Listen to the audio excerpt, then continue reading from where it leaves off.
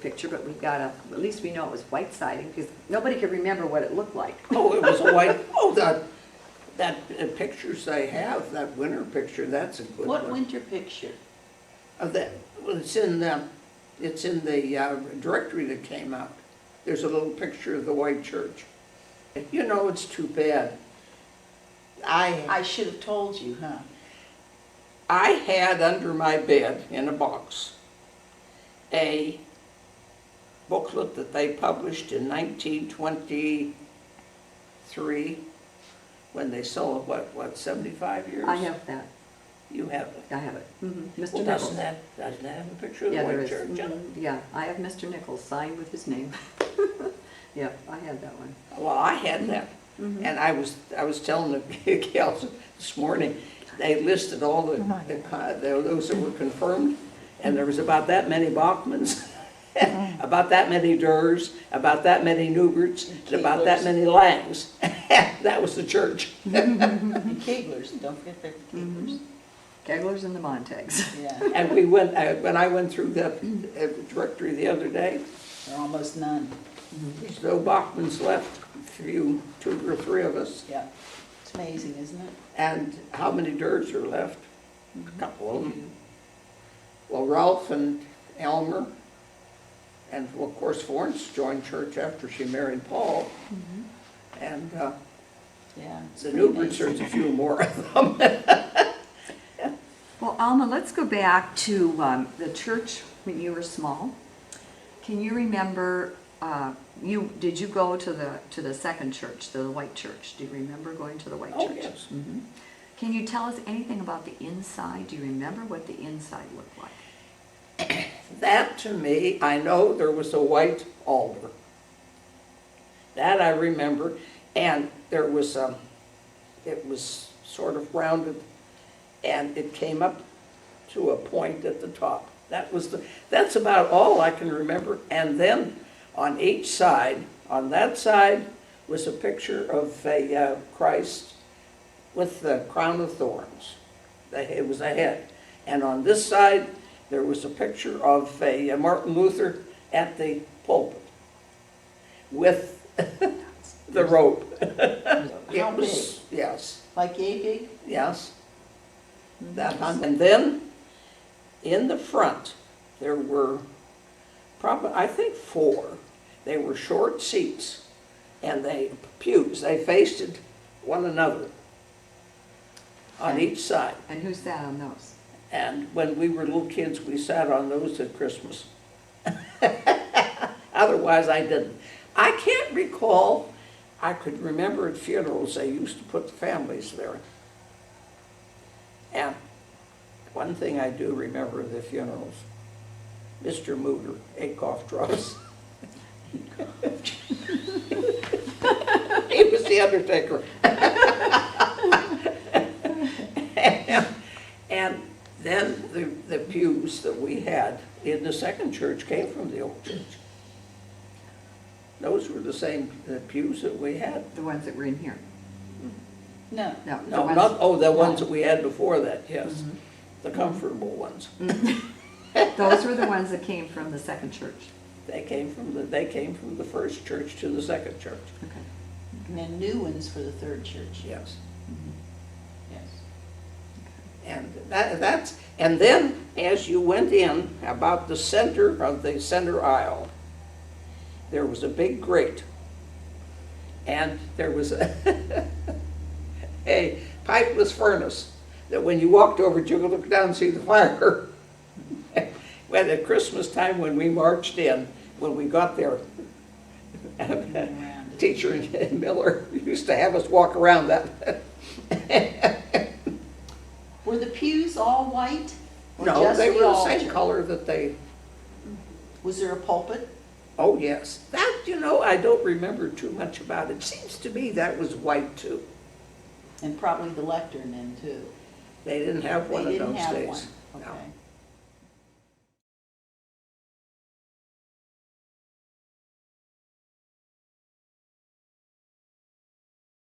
Oh boy, do I remember Christmas. Okay. We practiced for Christmas from the 1st of December on. Our Christmas programs, Teacher Miller was great for that. Either we gathered in the basement, or we gathered, and the basement was half. We had to go outside and come up around without coats on. And once in a while, they'd let us put coats on, we'd put them in the vestibule. And we usually gathered in the school. And we would march in, usually singing, yeah. Yeah, that guy, now right now, my mind went blank.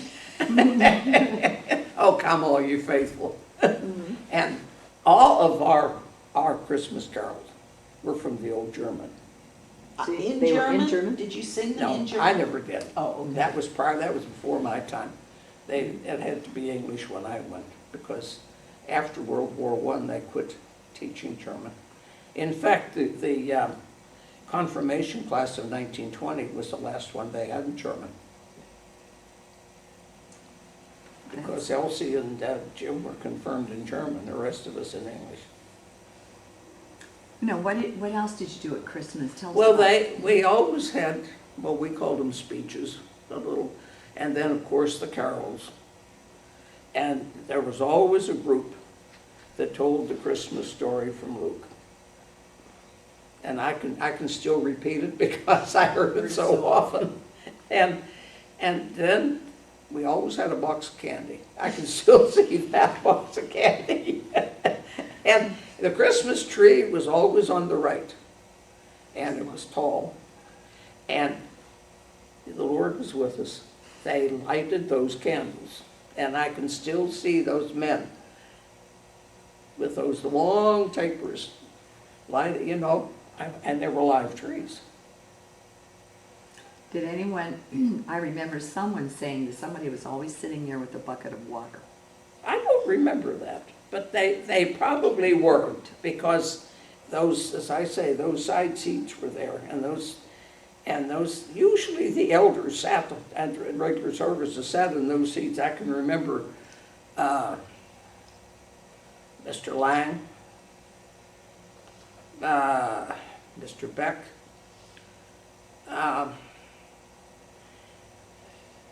I think he was a Durr, but you know, some of those people have sort of faded from memory.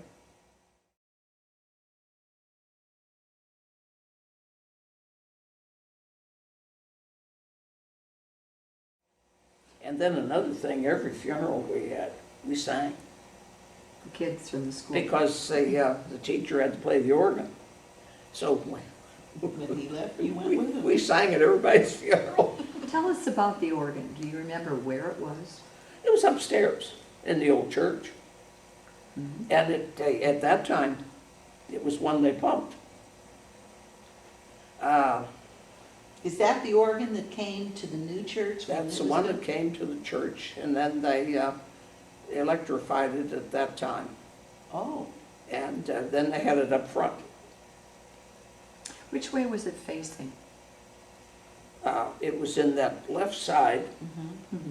The organist's back was to the congregation. And he had a long mirror so he could see what was happening. see what was going on.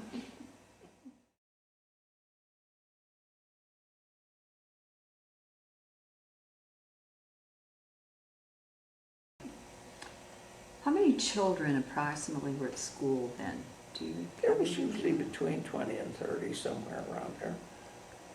Sorry, my picture that I have of the first year that O.J. Nickel was here is gone. Well, It's in storage. it's in storage, I hope. And Frida had one that was when I was in first grade. Now that one, I hope, is in storage too. I hope my pictures are. So you have those all in storage, and I hope so. Mhm. They said they saved pictures, so I hope they did. So next year at this time, maybe we'll get them out, right? I hate the thoughts of next year.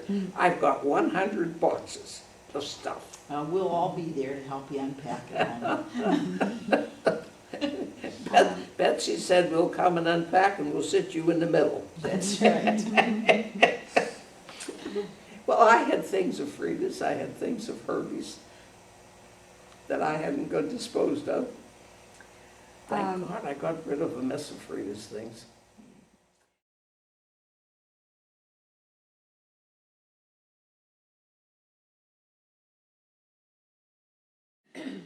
Well, in those days, of course, my mother was busy. She went to church, sent us to school, and their days were filled with work at home.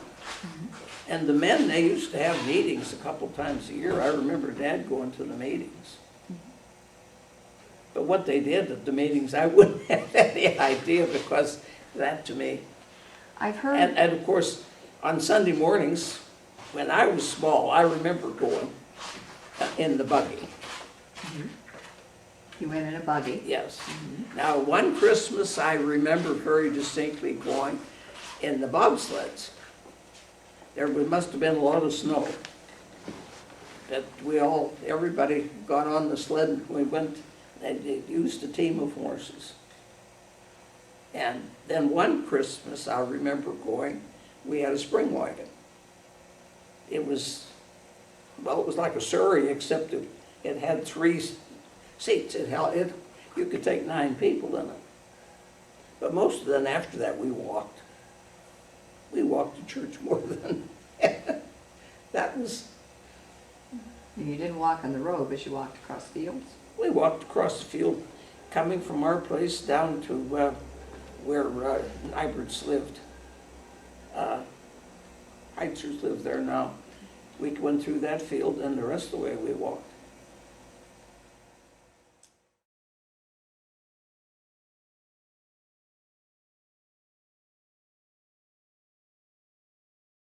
Aid at that time. There was. What did they do? I haven't any idea. I didn't pay any attention to them. They used to quilt. What they did with they used to do mending and stuff for the orphans too. That's good. I remember them talking about it.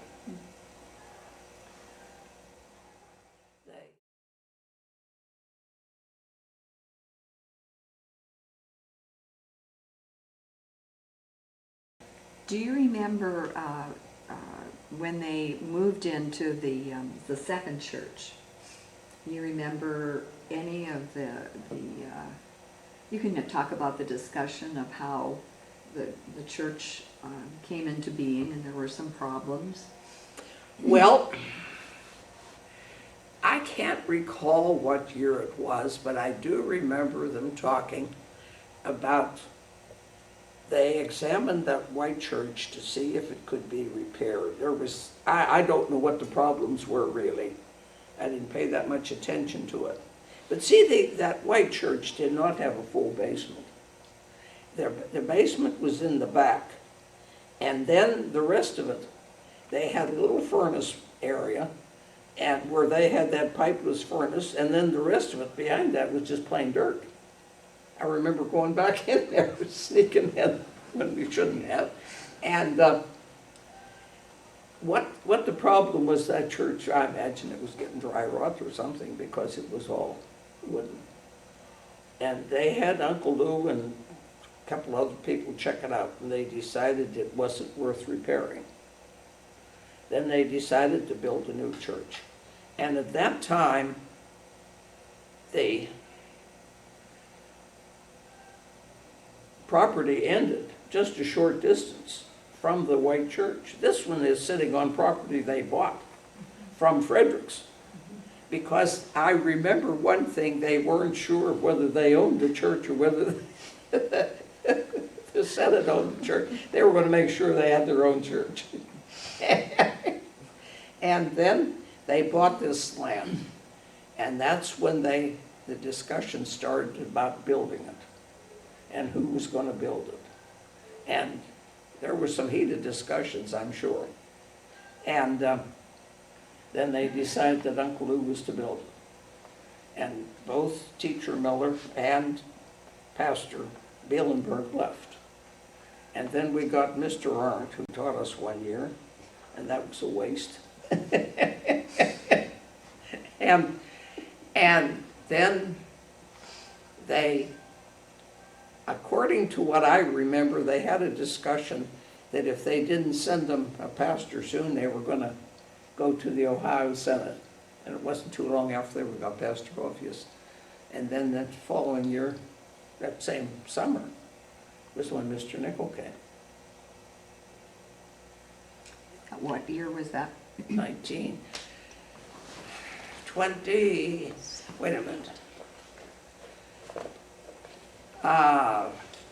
Pastor Ophius came in the spring of 1927 because the church was dedicated in the summer of 27. I was in the first class that was confirmed in the sanctuary in 28 because the dedication was in August. I think it was August. And then O.J. came that same year. He must have- They called several pastors Oh, before yes. Hophius accepted the call. And everybody was turning them down. I didn't see any threat in here that they were going to go to See, the after annex. they held church in the schoolhouse. Mhm. And then as soon as they got the basement built, they covered that and they started holding the services in the basement until the dedication. Do you remember anything about the size of the old church in comparison to this It one? was smaller, but not, it was smaller, but not a great deal smaller. I remember as you went in, there was a vestibule that had a lot of, that's where the men used to hang their coats. Do you remember anything about deacons? Deacons versus elders? Some people have talked about deacons. And I know they had, but that, to me, I ignored it. No, kids don't pay. I remember the steps going up to the balcony, were those curved ones, you know, wide on one side, narrow on the other. I remember that was because we were so happy when the new church was built that the steps were, you could go up. When was the second church built? Does anybody know? It was 18 something. My Uncle Henry, my dad's oldest brother, when he saw a picture of the church in the cemetery, he went to school there for a couple of years. Because he said, yes, it looked like the building as he remembered it, because that's a pencil sketch. So the second church was built sometime in the 1800s. Yes. I think around 1870 something, if I'm not mistaken. Dad was born in 1867. So I was built, but then, of course, he was too young for school at that time. Because he went to school, then before they built the schoolhouse, they had the school in the basement of the church, of which church? the white church. Second In that church. one room? And that was one room. They had a, there was a little platform in that, I remember. They had held classes there until they built the school. And the school was built, what, 18 something? I think John Durr built the school, I don't know. I think. I don't know if we have that. He did. In fact, I think he built the first church.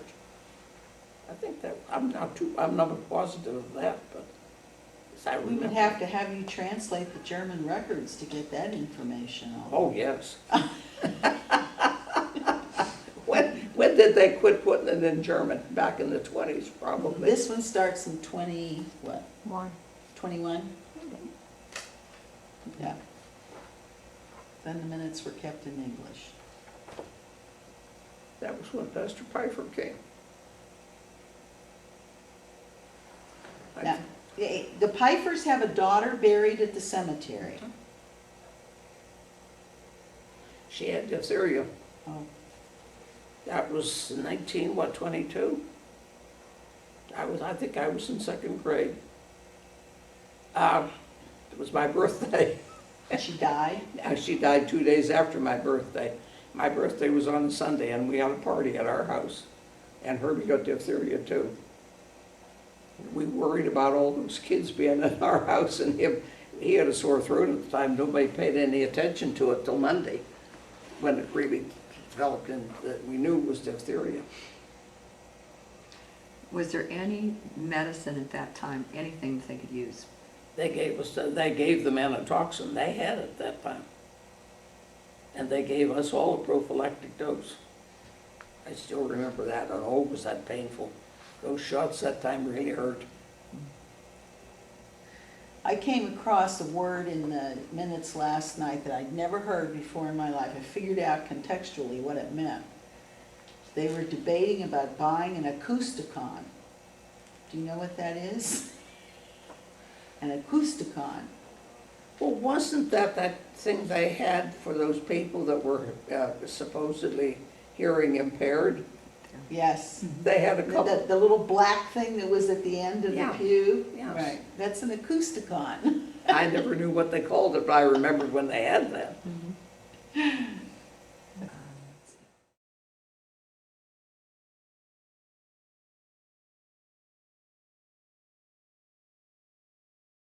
Oh, I remember the day of the dedication. Well, I think I spent the whole day in church.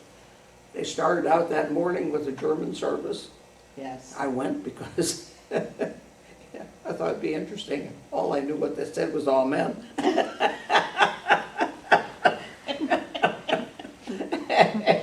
Oh, I could understand a few words, but not many. And then they had an English service. They had a service in the afternoon, they had a service in the evening. And they had a picnic lunch and a picnic dinner. I didn't go home all day. It's too far. I stayed. Did everyone stay at that particular time? Well, a lot of the farmers went home because they had cattle to take care of, things of that sort.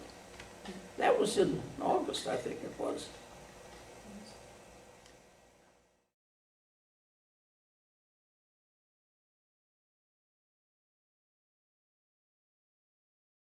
Remember anything about Sunday school? That started, we didn't have Sunday school until in the 30s. By that time, I was gone. No, I never went to Sunday school. But well, see, their argument was for a number of years they had the day school.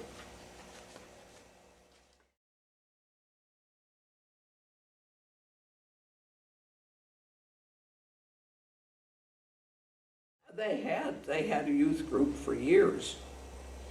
But see, when I went to high school, I went into Butler and stayed with Gert. So I was home on Sundays, and that's about it. So I know they had one. I went to a few meetings when I was in the 8th grade. But aside from that, they had quite an active youth group at one time.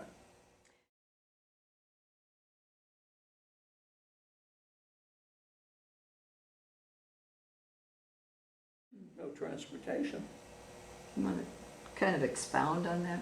Well, you could go to high school and they would pay for it, but you get yourself into high school, and so of course at that time Gert had married a short time before then, and so she had lived with. Well, Frida originally lived with Lydia when she went to high school, and then when I went, I lived with Gert. Well, Frida for a while did travel on the train. They had to walk to Great Belt, get on the train, go into Butler, and where the Osterling store is, that's where the station was, and then walk up to the school. Once in a while on Mondays, if the weather was bad on Sundays, I'd stay and go in on the train on a Monday morning. But I stayed with Gert, and so did Floyd.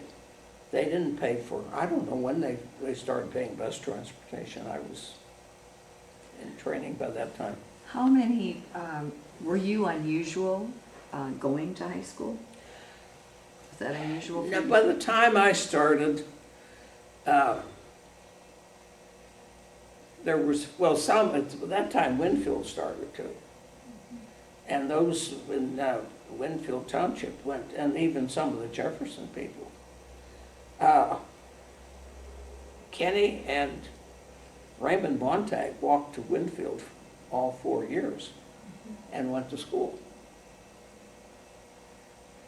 And Was it more common for boys to go than girls at that particular time? yes, I'd say so. I don't think, did Dorothy, I don't know if Dorothy ever went to high school or not. I don't think so. Was that the German mindset that Oh, yes. the boys needed to go? Well, with the- those days, what did a girl do but teach? That was it. Or else become a nurse, and I didn't become a nurse. Or, well, of course, at that time, there was secretarial jobs. And I took shorthand and typing in high school and hated it with a passion.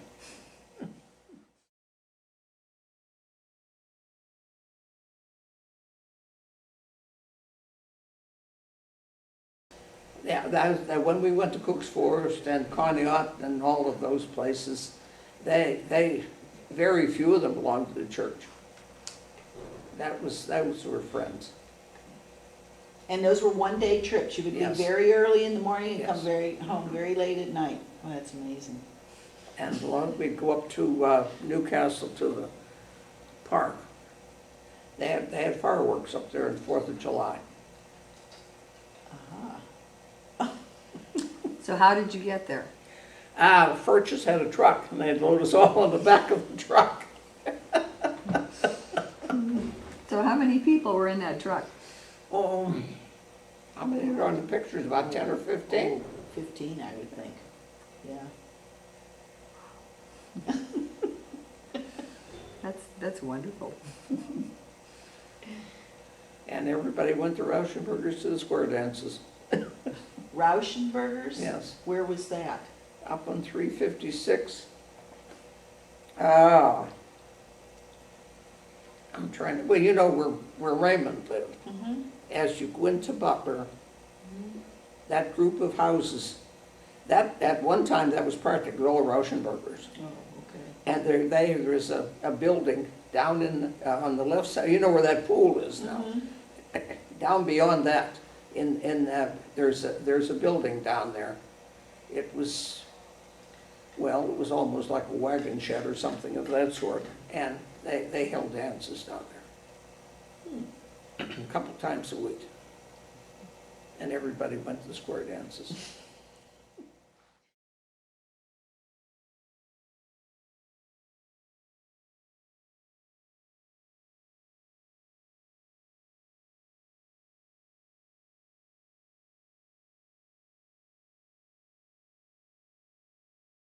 I don't know. Yeah.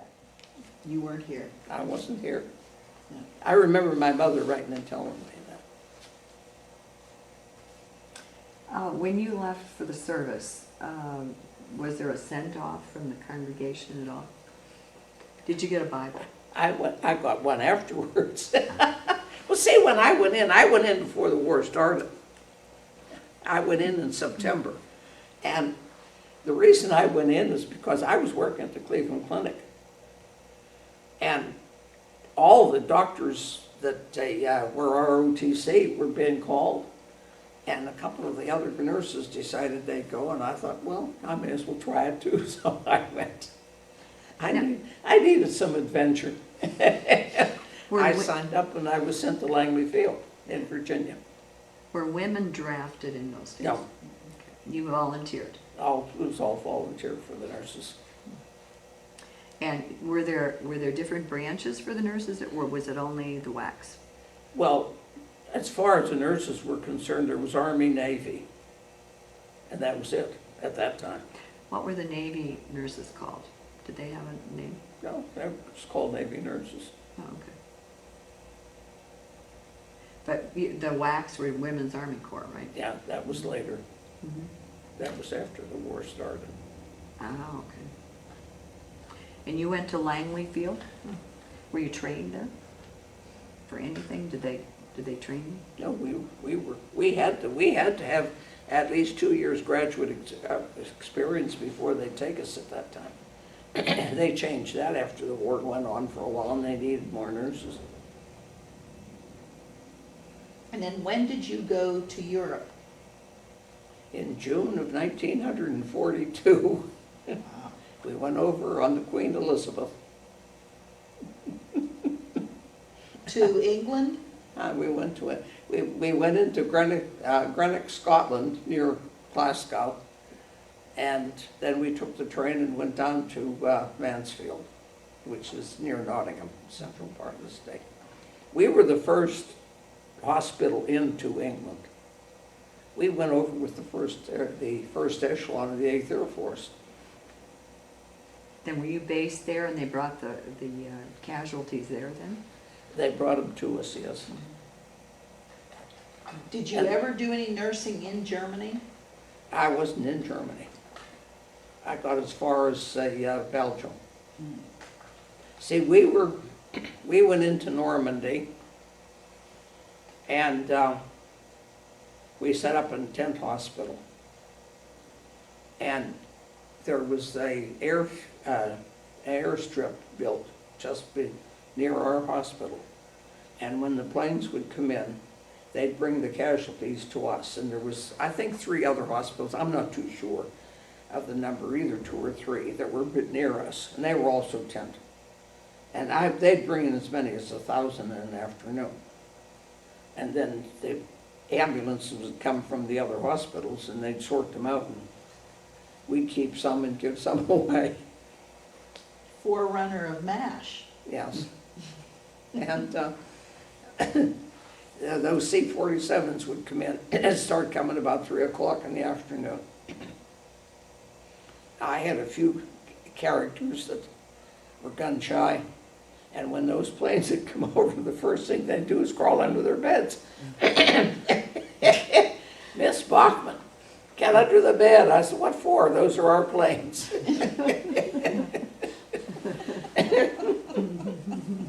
Ah, dear.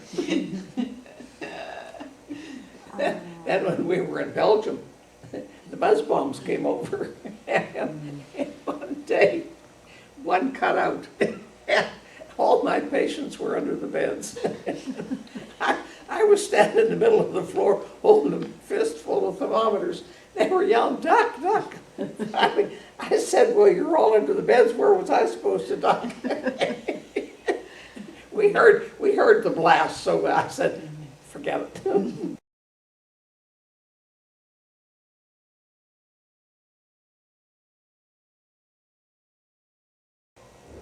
Last night when I was reading the minutes, Alma, there was a note in 1931 that Summit Church asked for the records to be returned.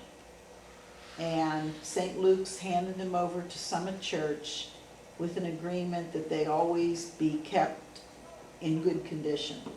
What's that about? You know where Grunewald Cemetery is? Yes. There used to be a church there. Okay, gotcha. And for years, whoever was the pastor here went up there. Right. Well, then, after Pastor Bielenberg left, he went up. But after he left, of course, we had no one.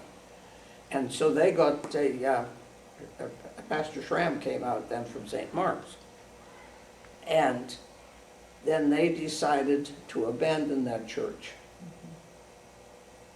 I don't remember that building ever being there. I may have seen it, but I just really don't remember much about it because I wasn't. I think that's the church that Al Reddick came out of, Yes, correct? and that's where Wilda was. Wilda Frederick. She was one of the last classes that was confirmed there. When I read Summit Church, I was thinking Summit Presbyterian. No. I'm thinking, well, I knew we had connections to a lot of churches, but I had no idea. Okay, that explains it. Yeah. That explains that.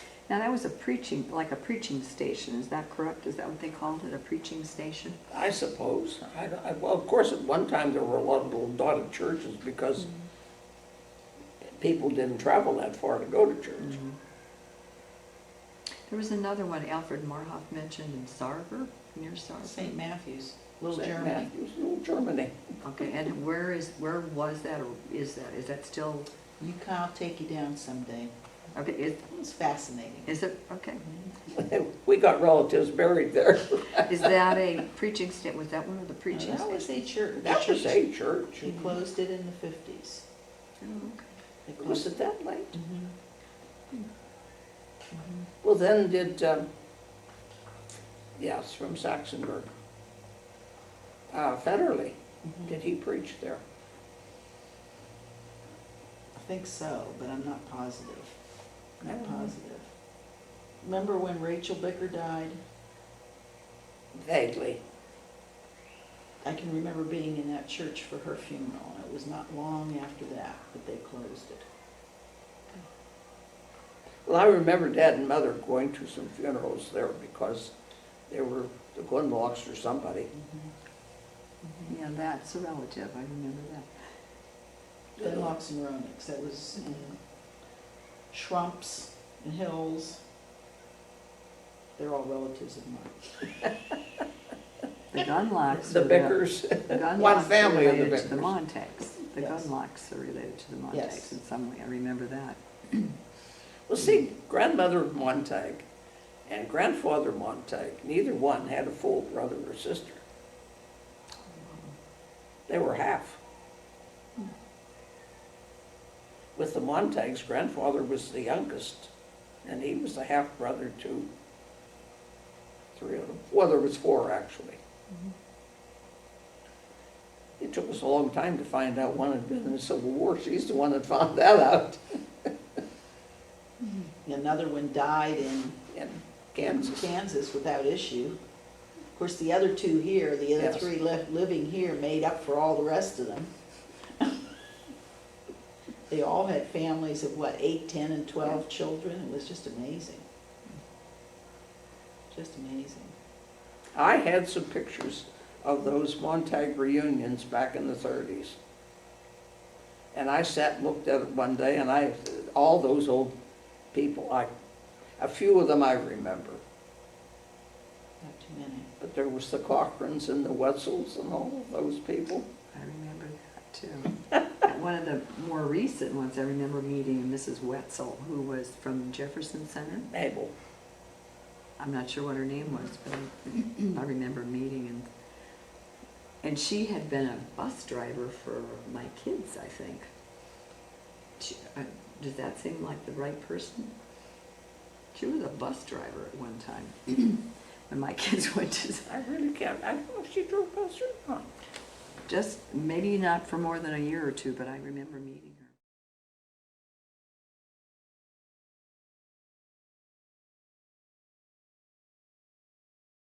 Played Andy over, you threw the ball over the schoolhouse. We had a game, I don't know what we called it, but you hid a group of people, and then another group were to find them. And when you felt that the ones that were looking were far enough away, you'd always yell, "Run, sheep, run."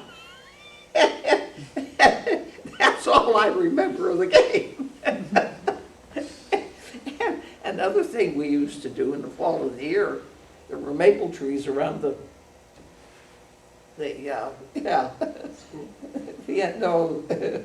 little sheds. Oh, the Oh, the sheds were the greatest thing. We played in the sheds all the time. the horse stalls, where the horse stalls were. And you didn't have to stay in the schoolhouse when it rained. You just run out and shed. And then you'd run from one shed to the other. You got a little bit wet, but who cared?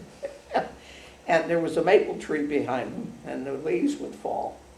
And we used to take, this was morbid, but anyway, we did it. You'd cover somebody with all the leaves, and everybody would stand there and sing, "Poor Johnny was dead and laid in his grave." And then Johnny would jump up. I told somebody that one time, and they said, "How morbid could you be?" And I said, "Well, they always rose." Didn't worry about it. How many sheds were out there? Oh, boy.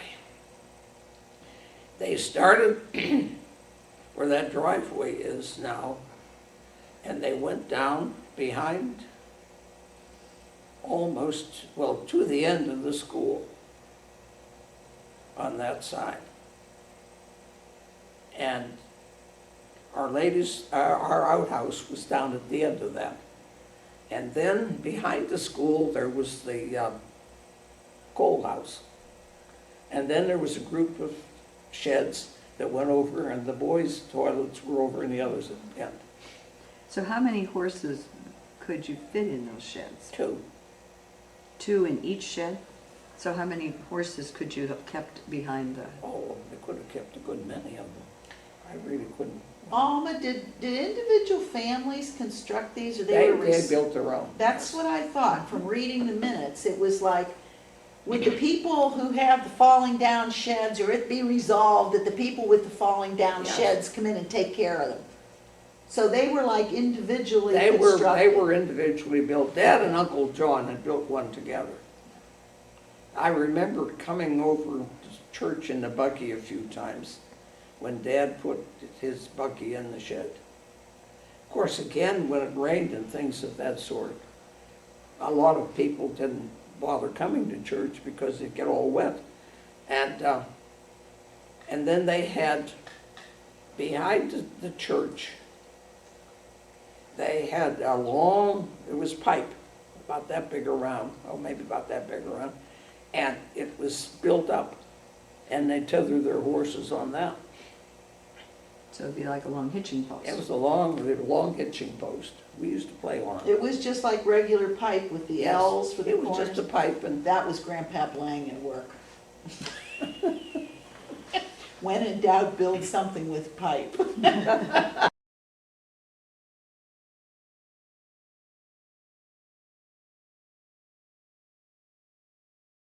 Tell us about weddings back in the 20s. nobody had big weddings. Not in our congregation. A few may have. Were there weddings in church, or were they mostly at home? Most of them got married down in the parsonage. Ah. What about baptisms? Were they usually in church? Or were they... Some. Some, but A not. lot of them were in the homes. And weddings were small. They were small. Usually somebody just got married. They didn't have a party. They didn't have a party. They'd have a serenade a few days later. Why don't you, The only wedding that I remember is Edna Frank got married. She had a wedding. I remember going to it. And I think she had one attendant. explain a serenade? I don't think kids understand what a serenade is. Oh, well, everybody would come to the house where the young couple was. They'd have tin cans and anything that made noise. They'd shout and yell and scream. And then the young couple would come out, and they usually took them for a ride in a wheelbarrow or a cart or something of that sort. And then they usually had they were prepared for them, and they'd have some refreshments. What's the French word for the serenade? The Chivalry. chivalry. That's Chivalries. right. They did that to us too. They did. That was a Minnesota thing too. Oh, you had chivalries in Minnesota Oh, yes, also. we had chivalries in Minnesota. That's why I wondered if that's what it was called. Is that what they did too? Oh, yeah. Mm-hmm. Oh, yeah. Well, I remember, I can't remember Gert's. Maybe they didn't have one for her. Maybe she stayed, I think they stayed in Butler, so that sort of ended that. Nobody was gonna go that far, right? They weren't going to make that noise in Butler. And Lydia, I remember. Elsie, I don't think they did either. Because I think after they stayed in Butler, they didn't come out home. Those still went on into the 60s here. And then I think they just sort of petered out.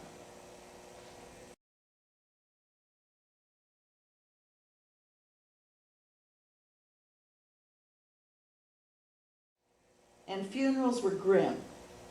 Oh, yes. Everybody in black. Oh, definitely. Veils. Veils. I can always remember one funeral. I don't have any idea who the person was. But Dad came. Of course, we sang. So after the service, I started walking home with him. We got over to the cemetery, and he said, well, we'll go in. So we went into the cemetery. And he never could take people moaning and I mean, that boo-hooing. And whoever it was, they did the wailing. And we were standing back, and he said, let's get out of here. And we started off. So there was traditionally a wailing type Oh, of thing? yes. Mhm. And there was always a wake also, that someone stayed in the home. Most, I guess they did. Mhm. You know, that's one thing, of course, the only funeral we ever had in our house was for Chester, and I was too young to remember any of that. Mhm. And who was Chester? My brother, he was a year and a half, and he was 2 years younger than me. Mhm. He died of pneumonia. Of course, I diagnosed that he had allergies. Well, my mother said that all summer he had asthma. And in the fall, it got worse. And he developed pneumonia, and of course, those days there was nothing that could be done for him. What else did he have but allergies? Was he buried up here in the Yes, he's cemetery? buried up here. Oh, well, you were talking about Eleanor Pfeiffer. She's buried up here. Mhm. She was about 5 or she wasn't in school yet. I think all those girls, I think everybody in that family's gone now.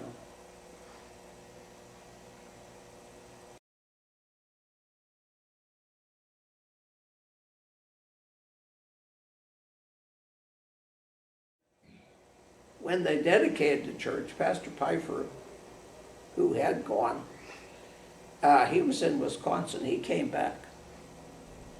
And then the 2 Wilhelms came back. But they were sons of the congregation. And then Pastor Andrew, Pastor Orpheus were the ones.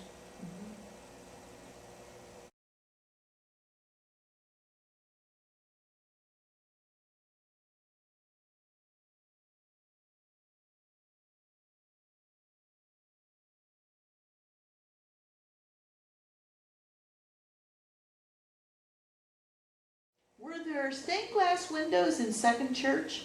You know that I don't remember. No, I don't think so. Do you remember any history of them buying the windows for this church? Yes, I remember very distinctly when they bought them, because some of the people wanted to buy them and have their name placed on them. Uncle Lou put the kibosh on that. But they were put in when the church was When they built. put in, when Uncle Lou bought the one in the front. The circle. Gethsemane. He paid for that one. And he said there would be no names placed on those. It's interesting because in all of these records, there's not a single mention made of the windows. Well, that's probably the reason for it. They probably didn't put it in the minutes. But he made that decision when the church was built. Interesting. You wouldn't remember, would you? Who paid for them? No, what company made them?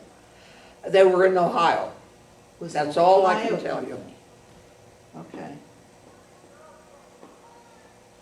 That's the only thing that I remember them saying they came from Ohio. The brook came from the Freeport Brook County. And the stones, some came from Reuter's. And I don't know where the rest, some came from around Cabot someplace. Yeah, there was a stone quarry down there. And see, at that time, when they dug out for the church, they had to, the men of the congregation dug it out. Did they use some TNT to get some of the rock out too? No, they had big scoops. We had one. Clarence came over and helped dig it out. And in fact, I think Dad was over too. And then they hauled all the stone course, all the farmers had wagons, and they hauled the stone. And then when the brick came in, they were shipped into Marwood, and they went down and they hauled them up by wagons. And, well, all the stuff, the timbers were all bought, the lumber was bought from Freelings. And they had it shipped into Marwood, and they brought it up. That's interesting. And the church cost $22,000 in cash. And it was paid for? No, No, it oh was no, not. they didn't pay for it until in the 30s, the Depression came along. Yeah. It was $22,000. Now, I didn't find that figure anywhere in here. Their first plan was that it was going to be a stone church. Do you remember that at all? No, It was planned to be a stone church, but I guess Lou decided that it would be less expensive if they built a brick church. So the plans were changed at that point. well, it's got a pretty good foundation. I haven't seen any broken plaster. Yeah. That's interesting. And Bill Kigler did the painting. Do you remember who did the plastering? No, Sheebles did it. was there sheep with plaster? Was it in I know all the stone and brickwork was done by L. Sheeple's family. Oh, maybe that's what she's talking about. Discuss that later. The stone and brickwork was Yes. done by Al Sheeple's Al family. Sheeple and his family. He was a stonemason. And his sons worked with him. There was about, what, 4 or 5 of them.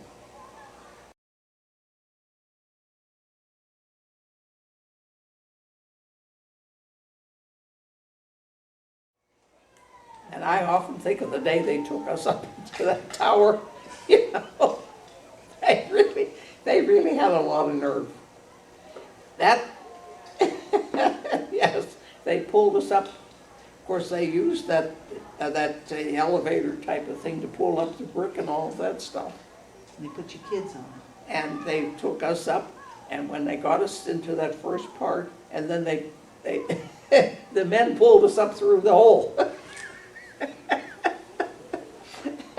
Oh, we were so proud to be up there because you could look out over the countryside. Amazing. And that's when they laid the last brick.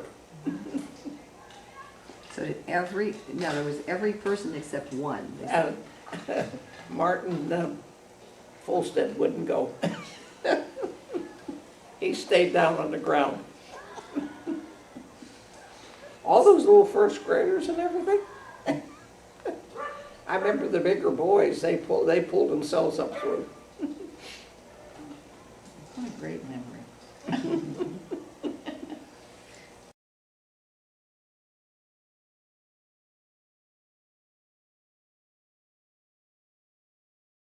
I'm sure you all heard about when we hid from the teacher.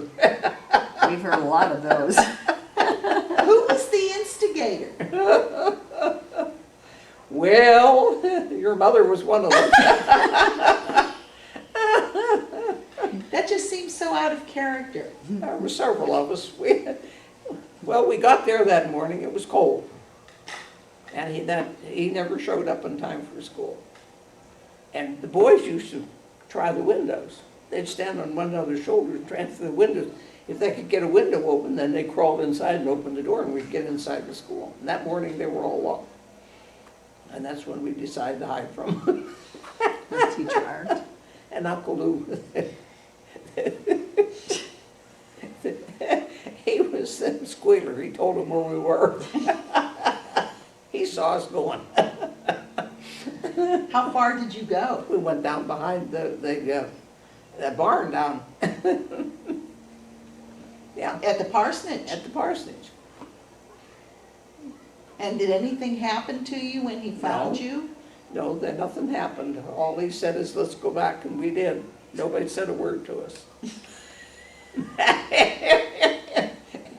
Not too many years ago, when Albert Newbert was still living, he was at our house and we were talking about them.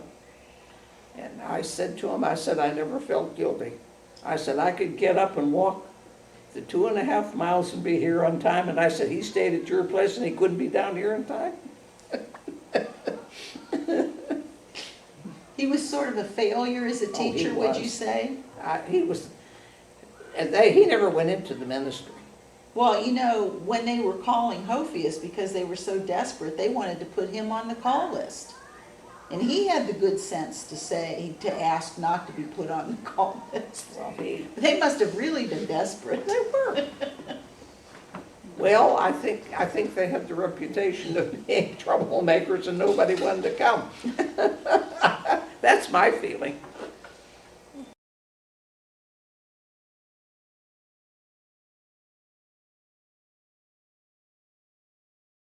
We memorized the catechism from the first page to the last page. And what happened if you made a mistake when you said it? You were embarrassed. Did anything happen to you No. if you didn't know it? No. They'd pass overs. Well, they started in confirmation. We had 2 Sundays. The one that we were examined, and the following Sunday we were confirmed. And who listened to your memory work? The whole congregation. But I mean, when you were in your class, who Oh, and listened? the pastor. How many people were in a confirmation class? There was, 12 and 9. We had a big class, So he had to listen to a lot of memory work. yes. Everybody behaved while he was listening to memory work? Oh, you behaved in those days. You didn't dare.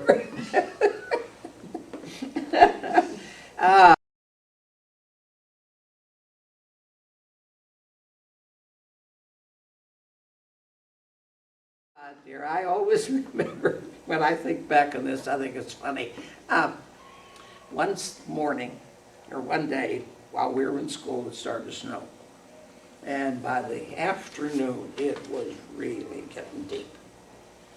And Pastor Hophius, this was when I was in 7th grade, came up and he said, see, Norman and Hazel Frederick that lived in Grapeville, they walked home. And Pastor Hophius came up and said that they had called and they were to go up to Theodore Frederick's in Haverstown. That was their uncle, to stay. And he said to me, he said, if it stays this bad, he said, you can come to our house and stay all night. I prayed that, that I could go home. So he came up at the end of school, and by that time Uncle Frank pulled in with the sled. Took all of we kids. And he took me down to the end of the road where I walked through the field. And I said to him, he was going to take me all the way home. And I said, Uncle Frank, I can walk through that because that's it's the strangest thing. Of course, that field was protected by the woods. And the snow never got as deep there as it did anyplace else. I said, I can get home. So he said, okay. Thank God for Uncle Frank. He loaded up all the kids that walked that way and took us home. What was the road like in those days? Mud. Dust. And the banks, there was high banks on both sides, especially out past the Marhoffs. How do you remember watching as they were making these roads? How were they made? Who made them? The roads? Mm-hmm. Well, each spring, they had a big piece of machinery that they hitched, usually 6 horses, I think. And they scraped the roads. They'd make the ditches, and they'd, slant them up. And that was it. They put Then in if they had limestone. troubles, and then they'd go out and the men would take shovels. Did they put any limestone or anything? It was just dirt. They were just plain old dirt. In the summertime, when it was dry, the dust would fly. In the wintertime, there would be mud up to your ears. So you walked 356 wasn't any better. No, No. it was the same. I can remember one time, this was before I went to school, when there was snow, and Dad took this bobsleds. I think he had the Fisher kids or something. But anyway, over by Teeley's, that flat area, I can still see those horses going through that snow up to their bellies. Oh, that was interesting.